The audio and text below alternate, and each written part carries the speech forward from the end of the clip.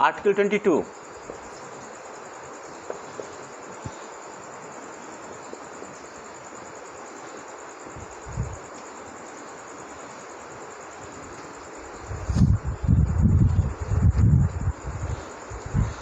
protection against arrest and detention in certain cases. Article 22, protection against arrest and detention in certain cases. बहुत important article है ये, सुनिएगा। No person who is arrested shall be detained in custody without being informed as soon as may be of the grounds for such arrest, nor shall be detained the right to consult and to be defended by a legal practitioner of his choice. अब देखिए, हम लोग एक जगह हम लोग CRPC में भी पढ़े हैं, राइट ऑफ अरेस्टेड पर्सन पढ़े हैं ना, CRPC में बताए थे राइट ऑफ अरेस्टेड पर्सन। वहाँ भी ये आर्टिकल 22 को हम लोग जो है देखे थे।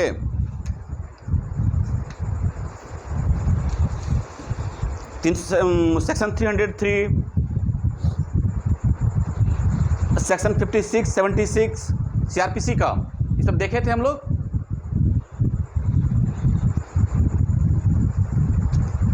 अगर भूल गए होंगे तो आप लोग फिर से देख लीजिएगा। अब ये क्या कहता है, सबसे पहला कहता है कि no person shall be arrested, no person who is arrested shall be detained in custody without being informed. यानी कि जिस भी आदमी को अरेस्ट किया जाता है, जिस भी पर्सन को अरेस्ट किया जाता है, आप क्या करेंगे, इन्फॉर्म करेंगे of the grounds for such arrest. अब इन्फॉर्म करेंगे, किसको इन्फॉर्म करेंगे,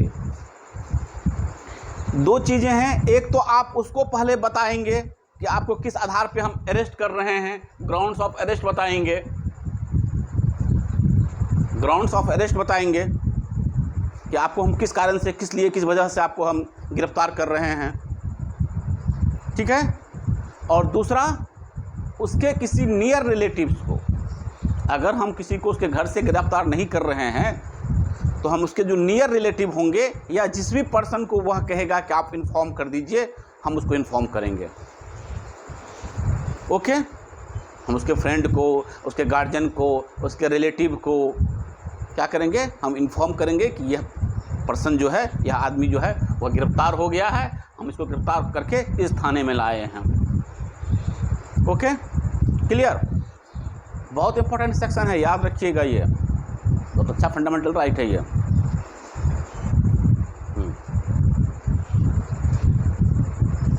Rahul raise the hand, good, ठीक है। No person who is arrested shall be detain in custody without being informed as soon as may be of the grounds for such arrest, nor shall be he denied right to consult and to be defended by legal practitioner of his choice. और एक तो ये हो गया, inform, इस तरह से inform किया जाएगा। दूसरा है कि उसको अपने लीगल प्रैक्टिशनर से, एडवोकेट से, वकील से आप क्या करने देंगे, बात करने देंगे, कंसल्ट करने देंगे। ये दोनों अधिकार है उसके पास। आप लोग देखते होंगे मूवी वगैरह सब में भी, हमको अपने वकील से बात करनी है, ठीक है ना। अगर पुलिस कहता है कि नहीं, बात करने नहीं देंगे, आपको अरेस्ट नहीं किए हैं, सिर्फ आपको इन्वेस्टिगेशन कर रहे हैं, 1-2 घंटे बैठ बिठा के रखेंगे, फिर छोड़ देंगे आपको, सुनते हो ना। पुलिस के पास भी जो है थोड़ा सा क्या कहते हैं उसको, कोर्ट में, थाने में उसके पास थोड़ा पावर अपना दिखाता है, नहीं। लेकिन जनरल कोर्स में अगर वो आपको अरेस्ट किया है तो आपको लीगल प्रैक्टिशनर से बात करने देगा, कंसल्ट करने देगा, सलाह करने देगा। Okay, good morning, good morning. Okay, Anand, good morning. चलिए, एक आर्टिकल 22 क्लॉज 1 हो गया हमारा। सेकंड सुनिएगा, every person who is arrested and detained in custody shall be produced before the nearest magistrate within a period of 24 hours of such arrest, excluding the time necessary for the journey from the place of arrest to court of magistrate, and no such person shall be detained in custody beyond the said period without the authority of a magistrate. ये तो हम लोग बार बार सुनते भी हैं, हम लोग बार बार पढ़े भी हैं इस बात को कि जिस किसी को आप अरेस्ट करते हैं, आपको हर हाल में बिना रीजनेबल डिले के, ठीक है ना, आप क्या करना है, उसको 24 घंटे के अंदर नियरेस्ट मजिस्ट्रेट के सामने पेश करना है। सब याद रखिएगा ये सब नियम। जिस किसी को भी अरेस्ट किया जाएगा उसको नियरेस्ट मजिस्ट्रेट के सामने 24 घंटे के अंदर प्रेजेंट करना है, और 24 घंटे से ज़्यादा बिना मजिस्ट्रेट के परमिशन के आप किसी को डिटेन नहीं कर सकते हैं, किसी को अरेस्ट करके नहीं रख सकते हैं। बिना अथॉरिटी के, बिना मजिस्ट्रेट के अथॉरिटी के आप क्या है 24 घंटे ज़्यादा किसी को डिटेन नहीं कर सकते हैं। आर्टिकल 22 क्लॉज 2 21 में क्या, 21 क्लॉज 1 में क्या था कि आप इन्फॉर्म करेंगे, ठीक, उसको ग्राउंड्स बताएंगे किस चीज़ के लिए ग्राउंड आपको हम क्यों गिरफ्तार किए हैं, और उसको अपने पसंद के किसी एडवोकेट से बात करने देंगे, सलाह करने देंगे। एक दूसरा क्या नियम है क्लॉज 2 में क्या है कि आप 24 घंटे से ज़्यादा किसी को डिटेन नहीं कर सकते हैं, और 24 घंटे के अंदर आप उसको क्या करना है, किसी मजिस्ट्रेट के सामने पेश करना है, और बिना मजिस्ट्रेट के परमिशन के आप उसको 24 घंटे ज़्यादा आप उसको अरेस्ट करके नहीं रख सकते हैं। और उसमें वो टाइम जो है वो एक्सक्लूड कर दिया जाता है। गिरफ्तार करने और मजिस्ट्रेट के सामने ले जाने का जो टाइम होता है पीरियड, उस टाइम को एक्सक्लूड कर देना है, उसको काउंट नहीं करना, उसको नहीं जोड़ना है उसको। ओके, ठीक है, चलिए clause 2 clause 3 nothing in clause 1 and 2 shall apply। अब ये जो है आपका एक्सेप्शंस है, क्या क्या है, कहता है कि ये जो हम लोग क्लॉज 1 और क्लॉज 2 पढ़े, यह अप्लाई नहीं होता है। किस पर अप्लाई नहीं होता है? To any person who for the time being is an enemy alien, ठीक है, अलाइन मतलब होता है शत्रु देश, ठीक है ना, शत्रु देश समझते हो ना, युद्ध के समय हम जब किसी को गिरफ्तार करते हैं जो हमारा शत्रु देश होता है, ठीक है ना, जिसके साथ मेरा वॉर चल रहा होता है, हम अगर उसको हम गिरफ्तार पकड़े हैं तो उसके लिए यह नियम अप्लाई नहीं होगा, ठीक। To any person who is arrested और detain under any law providing for preventive detention, और अगर कोई प्रिवेंटिव डिटेंशन एक्ट है, एक लॉ है, ठीक है ना, उसके अधीन अगर किसी को गिरफ्तार किया गया है तो फिर उस पर यह लॉ अप्लाई नहीं हो। ये क्लॉज जो है अभी जो हम लोग 1 और 2 क्लॉज पढ़े, यह अप्लाई नहीं होगा, ठीक है। निवारक निरोध उसको बोलते हैं हम लोग, उस एक्ट को preventive detention act, special act है ये, ठीक है ना। अगर हम इस एक्ट में, इस एक्ट के तहत, ठीक है ना, किसी को गिरफ्तार करते हैं तो उस पर यह नियम अप्लाई नहीं होता है। इसमें बिना ट्रायल के जो है रखा जाता है, बिना ट्रायल में लेट होता है, अरेस्ट करके रखा जाता है। ये सब नेशनल सिक्योरिटी वगैरह सब के मामले में ये सब चीज़ें होती है। अगर कहीं नेशनल थ्रेट हो, राष्ट्र की एकता पे, अगर अखंडता पे कोई अगर इस तरह का कोई अगर प्रॉब्लम हो तो इस एक्ट के तहत उसको गिरफ्तार किया जाता है। और युद्ध के समय जानते ही हो, युद्ध का बंदी वगैरह, जासूस वगैरह सबके शक पर किसी गिरफ्तार करते हैं अगर हम, तो फिर उसको हम लोग डिटेन करके रखते हैं, उस पर यह नियम अप्लाई नहीं होगा। आर्टिकल 22 का क्लॉज 1 एंड क्लॉज 2, ये फंडामेंटल राइट नहीं रहेगा उसके पास। ओके,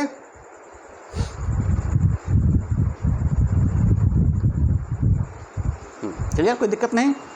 इसके बाद आर्टिकल 22 के क्लॉज 4 से लेकर क्लॉज 7 तक ये प्रोसीजर है, बड़ा अच्छा प्रोसीजर है, आप लोग वहाँ देख लीजिएगा, लिख लीजिएगा। अगर किसी को preventive detention act, preventive detention जो है उसके तहत अगर किसी को गिरफ्तार किया जाता है तो उसके लिए क्या प्रोसीजर फॉलो होगा, ये आर्टिकल 22 के क्लॉज 4 से लेकर क्लॉज 7 तक दे रखा है, ठीक है। हम एक एक क्लॉज पढ़ते हैं, सुनिएगा, बड़ा अच्छा है ये।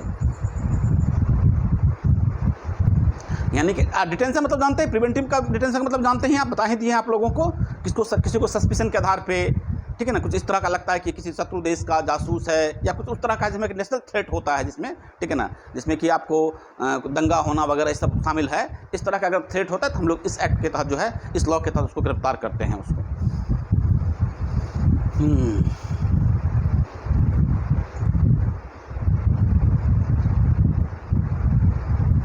सुनिएगा clause 4,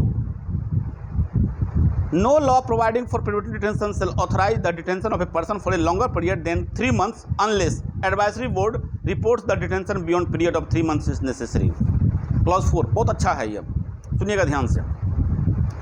no law providing for preventive detention shall authorise the detention of a person for a longer period than 3 months। 3 महीने से ज़्यादा आप इस डिटेंशन में, प्रिवेंटिव डिटेंशन में किसी को 3 महीने से ज़्यादा आप किसी को गिरफ्तार करके नहीं रख सकते हैं। तब तक नहीं जब तक इसके लिए एडवाइजरी बोर्ड जो है आपको ना कहे, ठीक है ना। एक एडवाइजरी बोर्ड बना है, उसके बिना ऑथराइज किए हुए, उसके बिना परमिशन के, उसके बगैर कंसेंट के आप अगर किसी को प्रिवेंटिव डिटेंशन में किसी को गिरफ्तार करते हैं तो 3 महीने से ज़्यादा आप उसको गिरफ्तार करके नहीं रख सकते हैं।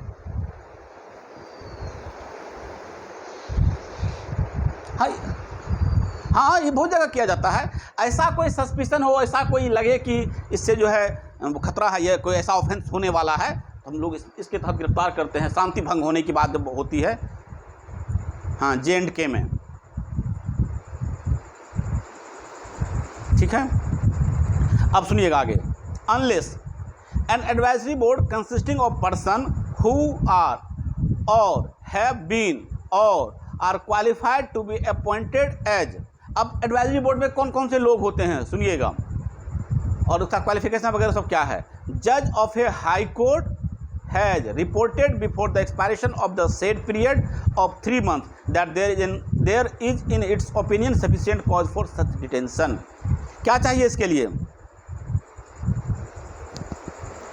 उसमें हाई कोर्ट के जज हों या जज रहे हों, लिखा हुआ है, बहुत अच्छा चीज़ है। जज ऑफ ए हाई कोर्ट किससे मिलकर बनेगा, ऐसे व्यक्ति से मिलकर बनेगा, ये आपका एडवाइजरी बोर्ड, क्या जो उच्च न्यायालय के न्यायाधीश हैं या न्यायाधीश रहे हैं या न्यायाधीश नियुक्त होने के लिए वेल क्वालिफाइड हों। एक न्यायाधीश होने के लिए, हाई कोर्ट के जज होने के लिए जितनी क्वालिफिकेशन चाहिए उतना क्वालिफिकेशन वो पजेज करता हो, वही एडवाइजरी बोर्ड में रहेगा। ओके, देख लीजिएगा इसको अच्छे से। और वह अगर सलाह देगा, ठीक है ना, कि नहीं इसको एक्सटेंशन दिया जाए और आगे गिरफ्तार करके रखा जाए, तो ही गिरफ्तार रहेगा वो। Okay, clear. चलिए बी नंबर आज इसी में आइए, provided that nothing in this sub clause shall authorise the detention of any person beyond the maximum period prescribed by any law made by parliament under sub clause B of clause 7। अब 3 महीने से ज़्यादा तो आप बोल दिए गिरफ्तार करके रखना है, लेकिन कहता है कि आप मैक्सिमम पीरियड जो होगा 3 महीने ज़्यादा कितना दिन और रख सकते हैं, इसके लिए पार्लियामेंट लॉ बनाती है। और पार्लियामेंट जो है, इसी का जो क्लॉज 7 है उसका क्लॉज बी जो है उसमें लिखा हुआ है, उसके हिसाब से जो मैक्सिमम पीरियड होगा उससे ज़्यादा आप गिरफ्तार करके नहीं रख सकते हैं, किसी को डिटेन नहीं कर सकते हैं। याद रहेगा। ओके, पहली बात क्या कि आप 3 महीने से ज़्यादा किसी को डिटेन करके नहीं रख सकते हैं। आप किसी को अगर प्रिवेंटिव डिटेंशन में गिरफ्तार किए हैं तो 3 महीने से ज़्यादा आप गिरफ्तार करके नहीं रखेंगे। 3 महीने से ज़्यादा भी अगर आपको गिरफ्तार करके रखना है तो वो तब तक आप नहीं रखिएगा जब तक कि एडवाइजरी बोर्ड नहीं कहेगा आपको। ओके, और जो मैक्सिमम पीरियड होगा डिटेंशन का, अब ये नहीं कि उसको रख रहे हैं 10 साल तो रख लिए, ऐसा नहीं होगा। एडवाइजरी, उसके पास जो मैक्सिमम पीरियड होगा वो लॉ कौन तय करता है, वो लॉ कौन बनाता है उसके लिए, पार्लियामेंट बनाती है। और उसके जो नियम है इसका क्लॉज 7 के बी में लिखा हुआ है। पढ़ देते हैं 7 का बी, यहीं पढ़ देते हैं क्या लिखा हुआ है। Clause 7 sub clause B, the maximum period for which any person may be in class और classes of cases be detain under any law providing for preventive detention. और ऊपर इसके 7 में लिखा हुआ है पार्लियामेंट में बाय लॉ प्रिस्क्राइब। पार्लियामेंट इसके लिए लॉ बनाएगी कि किसी को कितना आप मैक्सिमम डिटेन करके रख सकते हैं प्रिवेंटिव डिटेंशन में। ओके,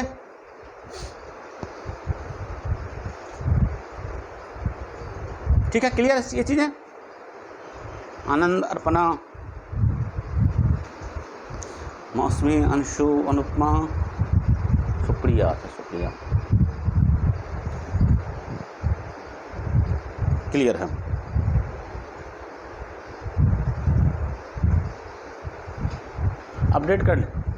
अपडेट कर लीजिएगा, अपडेट आया होगा। क्लियर है, दिख रहा है साफ साफ। मौसमी, राहुल, हाँ, वो अपडेट कर लीजिएगा। चलिए,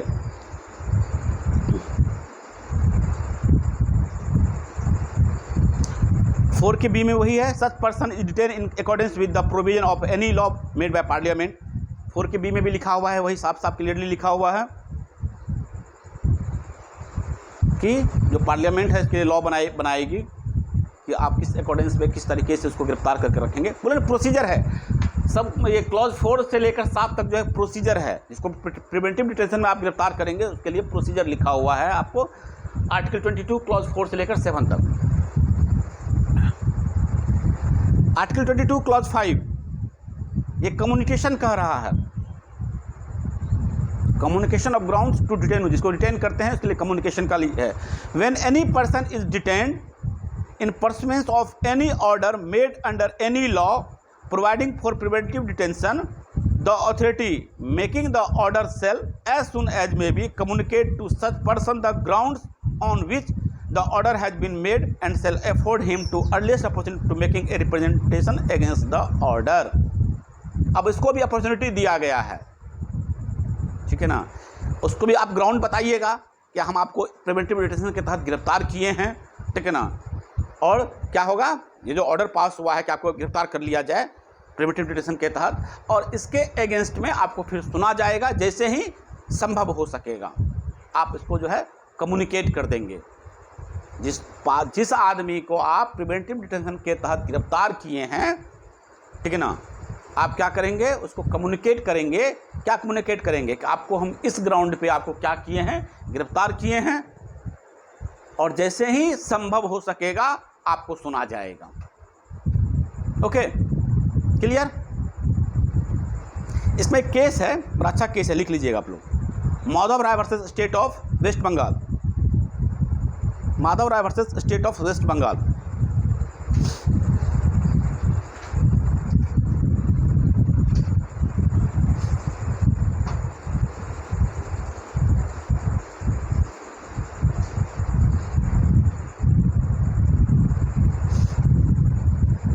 इस केस को पढ़ लीजिएगा आप लोग। Madhav Rai versus state of West Bengal. Supreme Court held that detention order becomes bad in law in any factual component constituting real grounds for detention are not put across to the detainee। Article 26 है, देख लीजिएगा, ठीक है ना। ये जो अभी आपका हम लोग पढ़े कि आप उसको कम्युनिकेट करेंगे, ये करना है आप लोगों को। कॉन्स्टिट्यूशन में लिखा हुआ है कि ये जो जिस आदमी को आप करेंगे, ठीक है। जनरल लॉ देखो एक्चुअली होता क्या है। ये केस कौन साल का है, ये केस है आपको 1975 का, 1975। ये जो कहा कम्युनिकेट करने के लिए, एक्चुअली क्या है, हम 1975 सुप्रीम कोर्ट पेज नंबर 255। अब क्या है, हम लोग शुरुआत में बात करते हैं, हम लोग नेचुरल जस्टिस को फॉलो करते हैं, नेचुरल लॉ को फॉलो करते हैं। नेचुरल जस्टिस में क्या है कि आप दोनों पर्सन को सुनेंगे। एक तो ये चीज़ सुनते ही हम लोग, शुरुआत पढ़ाया जाता है, हमारा जूरिस्प्रूडेंस इसी चीज़ पर बेस्ड है हमारा। और दूसरा जो ये जो फंडामेंटल राइट है आर्टिकल 20 का, 20 का और आर्टिकल 22 का, बहुत इंपॉर्टेंट आर्टिकल है ये। आर्टिकल 20 का और आर्टिकल 22 का बहुत इंपॉर्टेंट आर्टिकल है। ये राइट ऑफ अरेस्टेड पर्सन है। तो इसको क्या है कि आप इन जनरल, आपको 20 को तो आप हटा ही नहीं सकते हैं, ठीक है ना, इमरजेंसी के दौरान भी नहीं। आर्टिकल 22 को जो है थोड़ा सा तोड़ा मरोड़ा जाता है टाइम टू टाइम, लेकिन फिर भी ये कहा जाता है कि आर्टिकल 22 को आप जो है फॉलो करेंगे। ये प्रोसीजर है, आपको फॉलो करेंगे। आप किसी को अगर अरेस्ट करते हैं तो बताइए उसका क्या कारण है, क्यों अरेस्ट किए हैं उसको आप। तो उसी तरीके से ये जब जिसको प्रिवेंटिव डिटेंशन में करते हैं हम लोग, तो इसमें तो इतना नियम है कि 3 महीने से ज़्यादा रखेंगे नहीं आप मजिस्ट्रेट सामने पेश नहीं करेंगे, ठीक है, वहाँ तक तो ठीक है। एडवाइजरी बोर्ड की मदद से आप उसको 3 महीने से ज़्यादा भी गिरफ्तार करके रख सकते हैं, यह भी ठीक है, लेकिन आप उसको कम्युनिकेट कर दीजिए उसको कि हम आपको इसलिए गिरफ्तार किए हैं, और जैसे ही संभव होगा फिर आपको सुना जाएगा, ठीक है ना, आपका जो पक्ष है वह भी रखा जाएगा। बंगाल में यही जो आपका केस पढ़े इसमें लिखा हुआ है ये चीज़ें, इस चीज़ को फॉलो करना है आपको। ओके रवि, क्या बहुत खुश है रवि। चलिए नेक्स्ट राइट, इसमें अब देखिए हमारा आर्टिकल जो है 5 हो गया। 6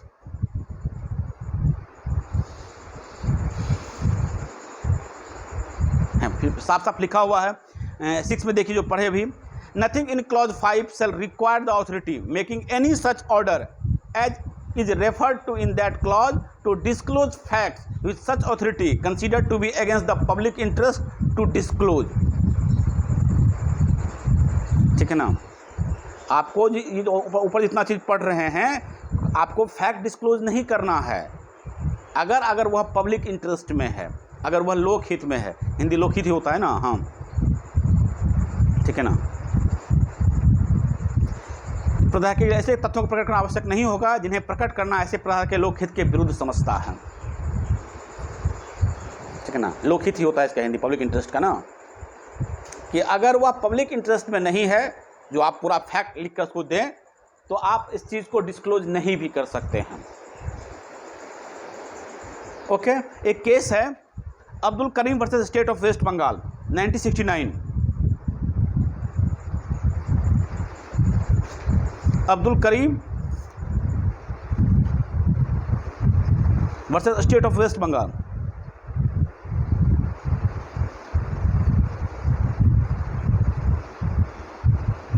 ठीक है,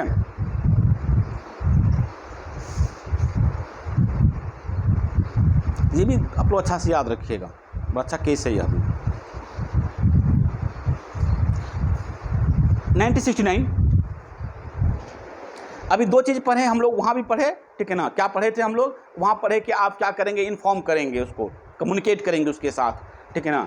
इसमें चीज़ अब्दुल करीम वाले मामले में, ठीक है ना, ये कह रहा है जो अभी चीज़ कहे थे कि राइट ऑफ रिप्रेजेंटेशन, उसको आप सुनेंगे, उसको आप जैसे ही मौका मिलेगा आप उसको सुनने का मौका देंगे, कहने का मौका देंगे।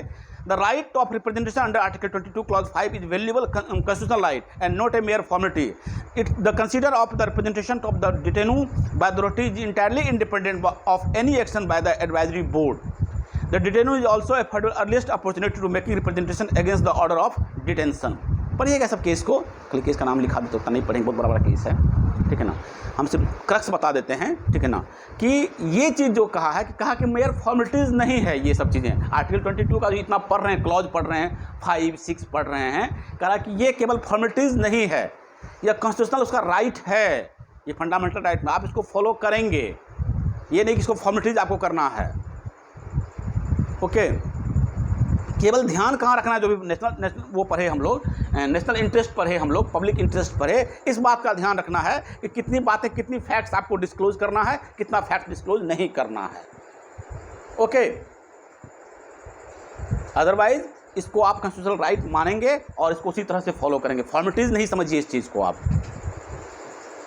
ये सुप्रीम कोर्ट का जजमेंट है। ठीक है राहुल, मौसमी बोलिए, बोलते चलिए फटाफट, जल्दी जल्दी। चलिए नेक्स्ट, और उसका 7 है पार्लियामेंट में बाय लॉ प्रिस्क्राइब। ये सिंपल सा चीज़ है, एक लाइन में बोल देते हैं। इस चीज़ को लेकर पार्लियामेंट के पास अधिकार है कि वह लॉ बना सकता है। पार्लियामेंट में by law prescribe the circumstances under which and the class or classes of cases in which a person may be detained for a period longer than 3 months under any law providing for preventive detention without obtaining the opinion of an advisory board in accordance with the provision of subclause A to clause 4। किस circumstances में, किस वजह से, किस कारण से किसी को भी प्रिवेंटिव डिटेंशन में 3 महीने से ज़्यादा आप डिटेन कर सकते हैं, वो सारा सर्कमस्टांसेस जो है तय किया जाएगा बाय पार्लियामेंट। अगर एडवाइजरी बोर्ड किसी को डिटेन कर रही है, किसी को मतलब कंसेंट दे रही है कि ठीक है आपको 3 महीने से ज़्यादा गिरफ्तार करके रख सकते हैं, तो वो ऐसा क्या सर्कमस्टांसेस होगा, किस किस कारण से, वो पार्लियामेंट तय करेगी। ठीक, पार्लियामेंट के पास यह अधिकार रहेगा। कितना मैक्सिमम पीरियड होगा यह पार्लियामेंट तय करेगी। ओके, तय किए हुए है। हाँ बिल्कुल, कहीं ना कहीं होगा, बिल्कुल है, तय किए हुए है। तो तय किए हुए तो फिर चेंज भी तो होता है ना, बढ़ता घटता रहता है सर्कमस्टांसेस, ठीक है ना। तो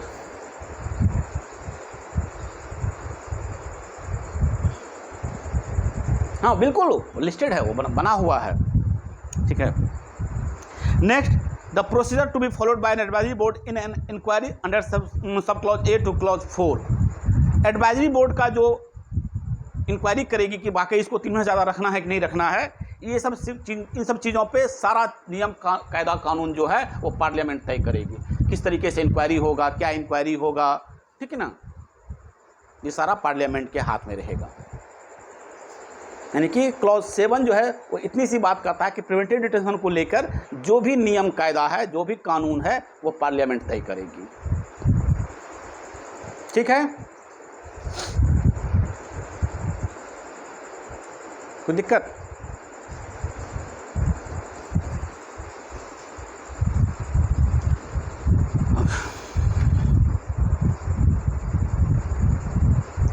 एक केस है एडवाइजरी बोर्ड को लेके, एक केस लिख लीजिए आप लोग, अच्छा केस है, Abdul Latif versus BK Jha.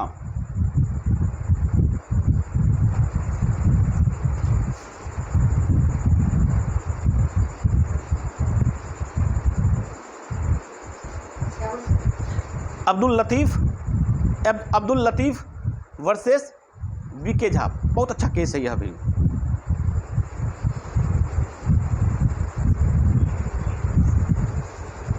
Abdul Latif versus BK Jha.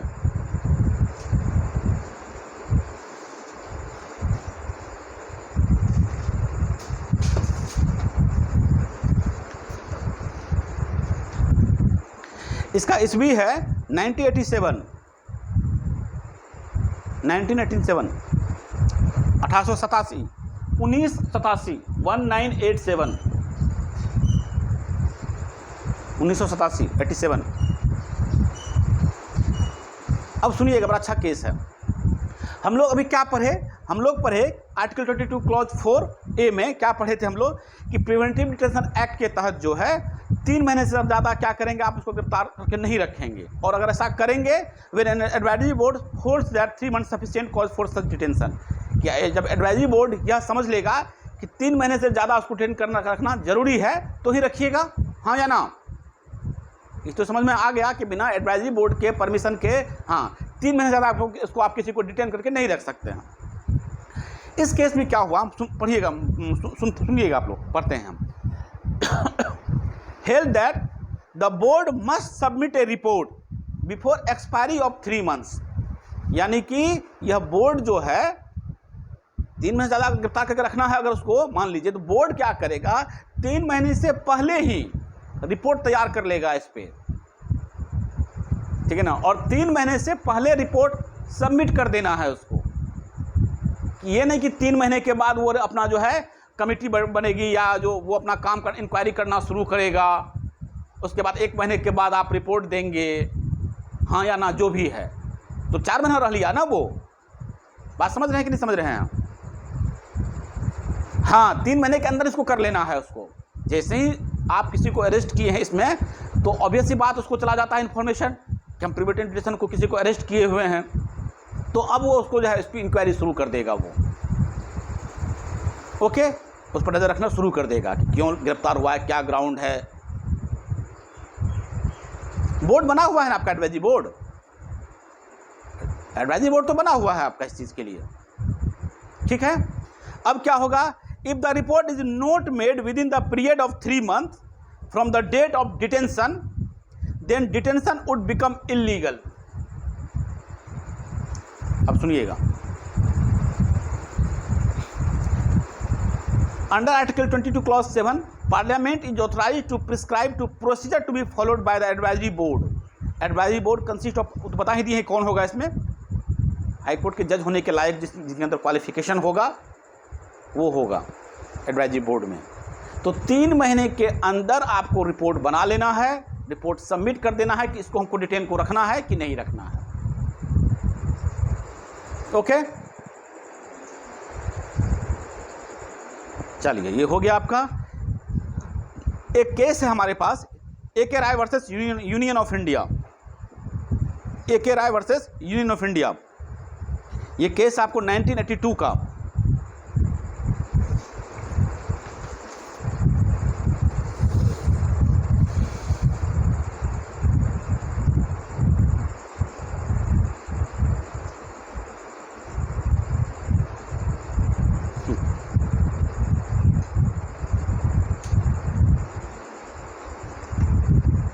देखिए कितना अच्छा केस है ये। 1982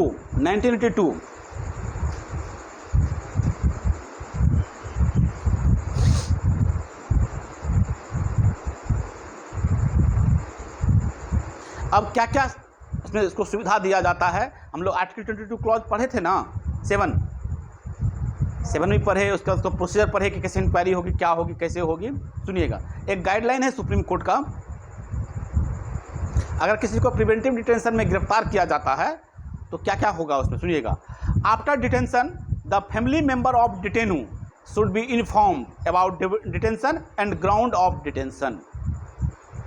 ये पढ़े हम लोग। क्या होगा कि जब किसी को गिरफ्तार किया जाएगा इस डिटेंशन एक्ट के तहत, डिटेंशन लॉ के तहत, क्या होगा, उसको इन्फॉर्म किया जाएगा कि आपको क्यों गिरफ्तार किए हैं, और उसके फैमिली मेंबर को बताया जाएगा कि इस आदमी को प्रिवेंटिव डिटेंशन में अरेस्ट किया गया है। ठीक। दूसरा सुनिएगा, detenu must be detain in place where he habitually resides, जहां वह रह रहा है। हम लोग उसको क्या बोलते हैं, नज़रबंद बोलते हैं ना।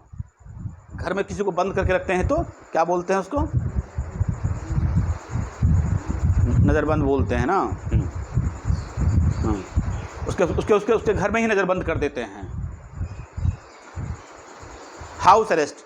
हाँ, लिखा हुआ है detenu must be detain in a place where he habitually reside, जहाँ वह रह रहा है, जनरली रहता है जहाँ पे, वहीं पे उसको डिटेन किया जाएगा। तब तक नहीं, unless in certain exceptional circumstances detention in any other place is feasible.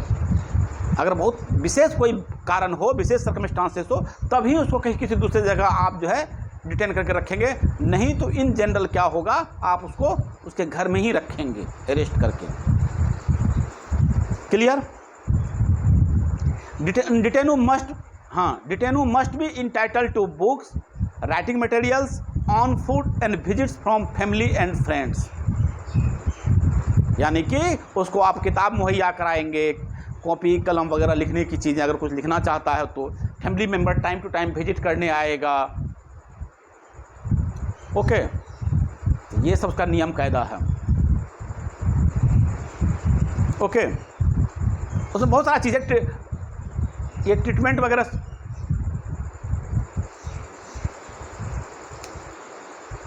क्या सुप्रीम कोर्ट क्या होगा, सुप्रीम कोर्ट का गाइडलाइन। हाँ, गाइडलाइन है सुप्रीम कोर्ट में, देखिएगा नीचे लिखा हुआ होगा। इसी केस क्लॉज में ऐसा नहीं है लिखा हुआ, अभी जो क्लॉज में पढ़े हम लोग कि इन्फॉर्म किया जाएगा, क्लॉज में नहीं है। इंटरप्रेट तो सुप्रीम कोर्ट ही करता है ना। हाँ, गाइडलाइन कॉन्स्टिट्यूशन थोड़ा लिखा होता है गाइडलाइन, वो तो आपको सुप्रीम कोर्ट जब इंटरप्रेट करता है तो चीज़ों को समझाता है कि इसका इस तरह से इसको आप ट्रीटमेंट करेंगे, इसका इस तरीके से प्रोसीजर करेंगे फॉलो। ओके,